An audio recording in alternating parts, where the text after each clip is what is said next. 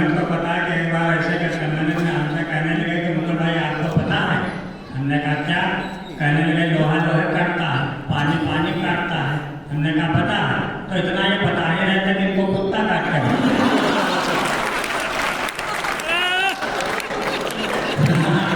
ज्ञानी होना बड़ा गलत होता है भैया। कहानी वगैरह बहुत सही होता। हमारे शहर के बहुत सारे लोग बैठे मुझे बेहद पसंद था। और ये लखनऊ के ये श्रेष्ठ बैठे हैं, सुधा जी बैठी हैं और सुरभि जी बैठी हैं तो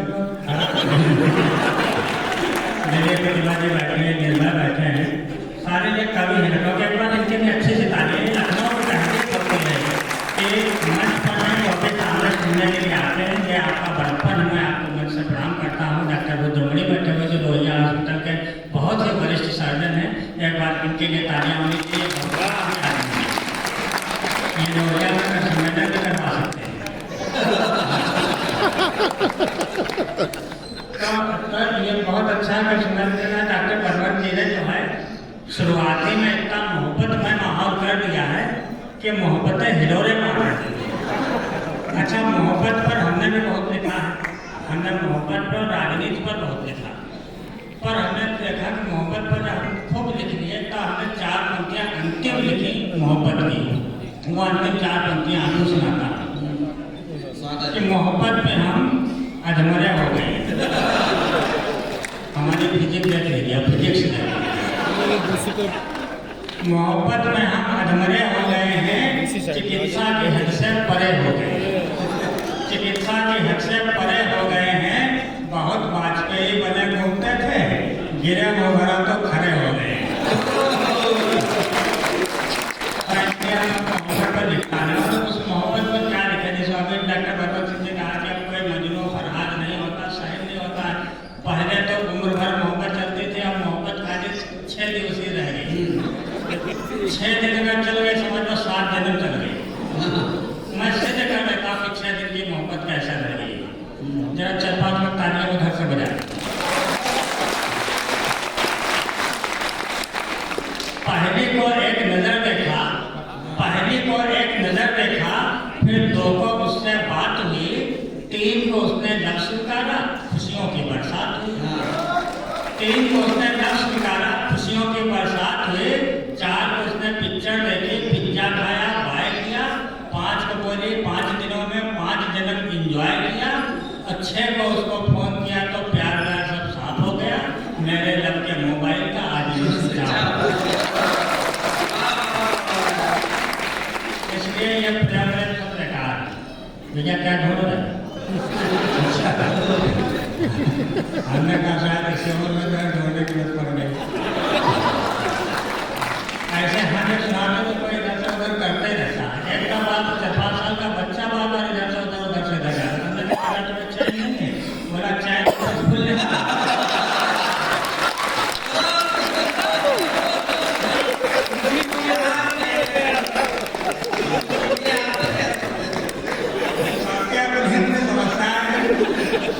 तब अपने मम्मी को ढूंढा था, पापा को ढूंढा था। ऐसे है, होता रहता, चलता रहता। तो मैंने फिर मोहब्बत में आखिरी नहीं करके मोहब्बत को अपना किनारे कर दिया। ठीक, उसके बाद फिर मैंने जब नेताओं पर खूब लिखा तो देखा कोई फर्क तो पड़ता नहीं। वो सुनते सुनते आगे हो गए, सुनाते सुनाते आगे हो गए। तो मैंने नेताओं पर लिखना बंद कर दिया। मैं फिर नेताओं की पत्नियों पर लिख दिया। अच्छा, पहले कुछ नेता बुरा मान जाते थे, जब तक उनकी पत्नियों पर लिखने लगे कोई नेता बुरे नहीं मानता। बीजेपी के नेता तो खास करके बुरा नहीं मानते जब उनकी पत्नियां नहीं होती।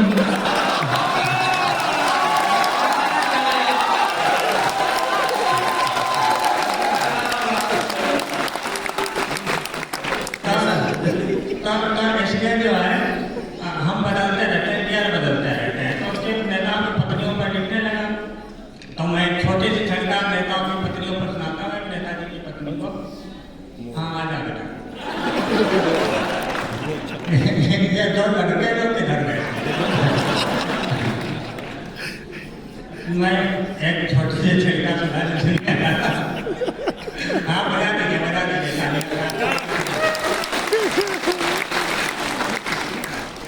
नेताजी को खल गई, नेताजी को खल गई जब उनकी पत्नी घर छोड़कर निकल गई। नेताजी को खल गई जब उनकी पत्नी घर छोड़कर निकल गई। नेताजी बोले कहाँ जा रही हो, मेरी पॉलिटिकल इमेज पर कहे ढा रही हो। पत्नी बोली माफ कीजिए, दिल पर हाथ रखकर इंसाफ कीजिए। अरे मैंने आपका साथ 20 साल तक निभाया है, आज पहली बार पति बदलने का विचार आया। आज पहली बार पति बदलने का विचार आया है, उस पर भी आप टोक रहे हैं, मुझे जाने से रोक रहे हैं। अरे मैंने आपको कभी रोका है? आज तक इतने दल बदले हैं, कभी टोका है? आज तक इतने दल बदले हैं, कभी टोका है? और जब आपको एक साल में 20 पार्टियां बदलने की लत है, तब देखिएगा, जब आपको एक साल में 20 पार्टियां बदलने की लत है, तो 20 साल में एक पति बदलने का निर्णय कौन सा करेगा?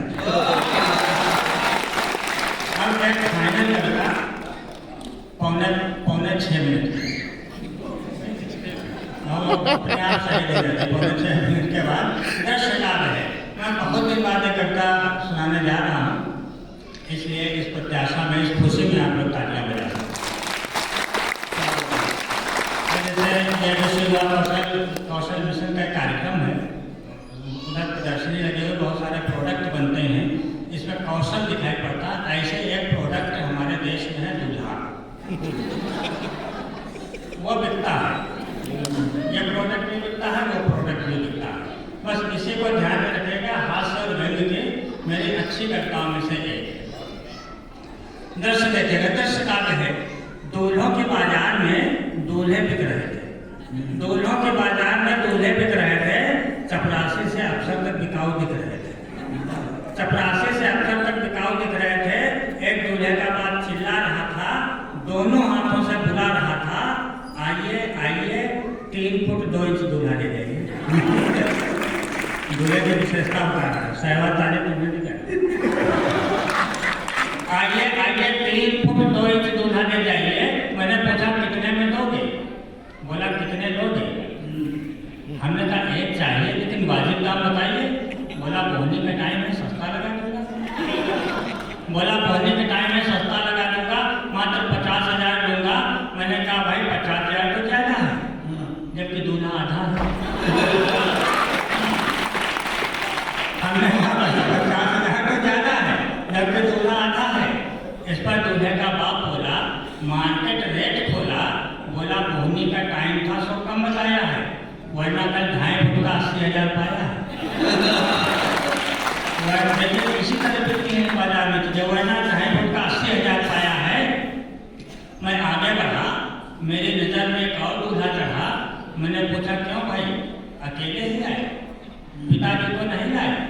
बोला आए थे, अभी अभी बिके ही। आए थे, अभी अभी बिके हैं, आप काफी लेट हो चुके हैं। वैसे बगल में देख ले, काफी स्टॉक है, हर वैरायटी का बाप है। मैंने बगल में देखा, एक बोर्ड लगा था और उस पर एक बुढ़ा सैंपल में टंगा था। और एक बुढ़ा सैंपल में टंगा था। मैंने सैंपल से पूछा क्यों भाई, अंदर है कोई दूल्हा भाई? पर मैंने ध्यान से देखा, सैंपल चुपचाप खड़ा था। मैंने ध्यान से देखा, वो मरा पड़ा। दुकानदार बोला भाई साहब आज के जमाने में ये भी बिक जाएगा, आज के जमाने में ये भी बिक जाएगा। अरे यहाँ नहीं, स्वर्ग में इंटरनेट से हनीमून बनाएगा। मैं आगे बढ़ा, एक बोर्ड पढ़ा, लिखा था दूल्हों की लूट, 31 तारीख तक 10% छूट। 31 तारीख तक 10% छूट। मैंने कहा मैं अंदर क्या बोला, इंजीनियर दिखाइए, कोई सस्ता पीस लाइए। दुकानदार ने एक दूल्हा दिखाया। दुकानदार बोला हम इंजीनियर नहीं, डॉक्टर बेचते हैं। हमने कहा डॉक्टर ही दिखाइए, कोई सस्ता पीस लाइए। दुकानदार ने डॉक्टर दिखाया, रेट 50 लाख बताया। हमने कहा भैया रिलैक्स।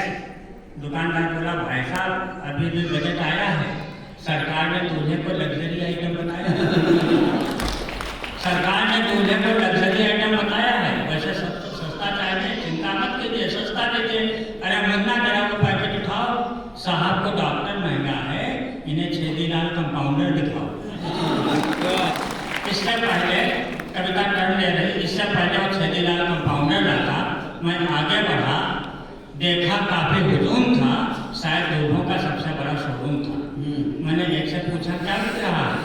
बोले पढ़े लिखे और साइन बोर्ड नहीं दिख रहा है, साफ साफ लिखा है भाईजान सरकारी सस्ते दूल्हे की दुकान।